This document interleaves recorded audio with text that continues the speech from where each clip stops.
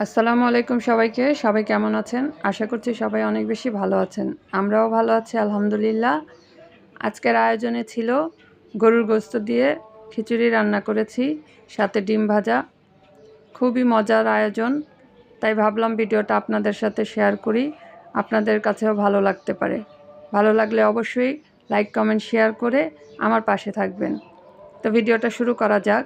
প্রথমে আমি একটু বেশি পরিমাণে তেল দিয়েছি, সয়াবিন তেল। তারপর গোটা যে মশলাগুলো আছে সেগুলো দিয়ে দিয়েছি, সাথে পেঁয়াজ একটু ভেজে নিলাম হালকা করে। আর রেগুলার যে মশলাগুলো আছে সেগুলো দিয়ে দিলাম। আদা রসুন বাটা দিয়ে দিলাম 1 চামচ, তারপর হলুদের গুঁড়ো 1 চামচ, মরিচের গুঁড়ো 1 চামচ, ধনিয়ার গুঁড়ো 1/2 চামচ, গরম মশলার গুঁড়ো দিয়েছি 1/2 চামচ থেকে একটু কম। আর সাথে দিয়েছি মাংসের মশলা। মাংসের মশলাটা আমি 1 চামচের মতোই দিয়েছি। তো ভালো করে মশলাটা কষিয়ে নিলাম। মশলাটা যত ভালোভাবে যে কোনো রান্নায় কষানো যায়, ভুনা ভুনা করা যায়, রান্নার টেস্টটা কিন্তু বেড়ে যায়। এখানে ভালো করে আমি মশলাটা ভাজা ভাজা করে নেওয়ার পর এখন গরুর মাংসগুলো দিয়ে দিচ্ছি। এখানে 1/2 কেজি থেকে একটু বেশি আছে গরুর মাংস।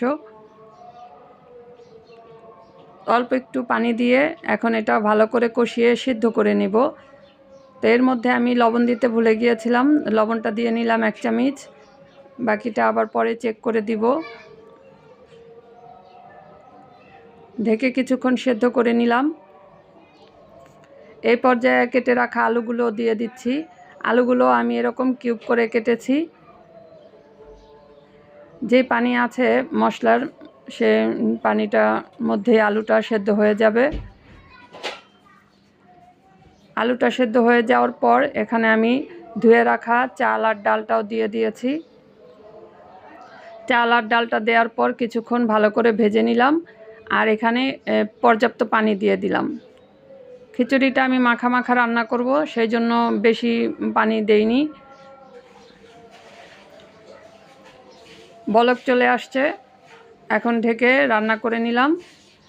বেশি সময় লাগেনি রান্না করতে। খিচুড়িটা হয়ে গেছে।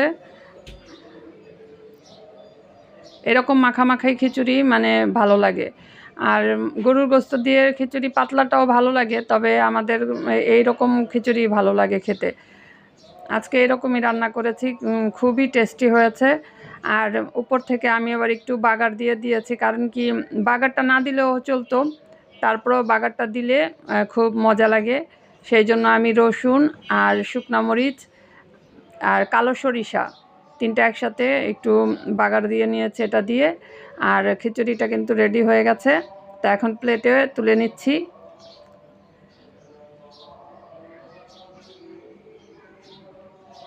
এখন একটু সাজিয়ে নিচ্ছি প্লেটটা।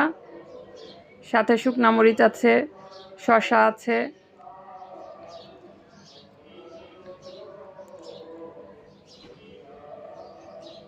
খিচুড়ির সাথে ডিম ভাজা খুব ভালো লাগে, তাই ডিমটাও ভেজে নিয়েছি। আর আমার ছেলে গরুর গোশত খেতে পছন্দ করে না, এই জন্য ডিম ভেজেছি। তো ভাবলাম সবার জন্যই ভেজে নিব। তো এই তো রেডি হয়ে গেল আমার আজকের প্লেট।